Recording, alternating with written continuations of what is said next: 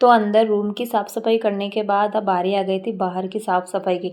तो बाहर जो भी ये सामान पड़े हुए थे, पलंग और अलमारी, जो भी रूम के सामान थे उनको तो हमने रखा अंदर और लग गए भाई साहब बाहर की साफ़ सफाई में।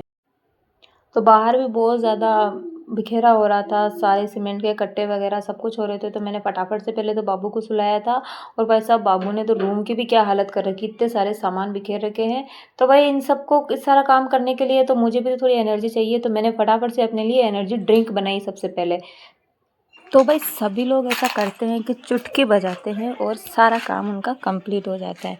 तो भाई मैं भी ट्राई करती हूँ, चुटकी बजाती हूँ, देखते हैं काम होता है नहीं है। तो 1 2 3 भैया कुछ नहीं हुआ। चुटकी बजाने से कुछ नहीं होगा, सारा काम करना पड़ेगा, उसमें लगेगा मेरे को 1-2 घंटा।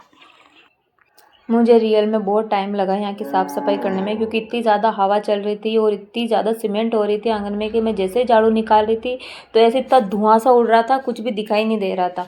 तो मैंने 3-4 बार पानी गिरा गिरा के इसको साफ़ किया और फिर ये सारी साफ़ सफाई करने के बाद फिर मैं और बाबू नहा के आ गए थे। और भाई साहब इस टाइम पे मैं इतनी ज़ोरों की भूख लग रही थी कि बाबू का भी पेट बोल रहा था और मेरा भी पेट से आवाज़ आ रही थी। तो हमने फटाफट से खाना खाया। आज तो हमने बहुत ज़्यादा मेहनत कर ली, बहुत ज़्यादा थकान आ रही थी इस वक्त, पर मन कर रहा था सो जाऊं, पर क्या करूं, मेरी औलाद मुझे सोने नहीं देगी। तो भाई साहब नहा धो के क्या मज़ा आ रहा था, इतना ऐसे लग रहा था जैसे पता नहीं शरीर का कितना सारा बोझ हल्का हो गया।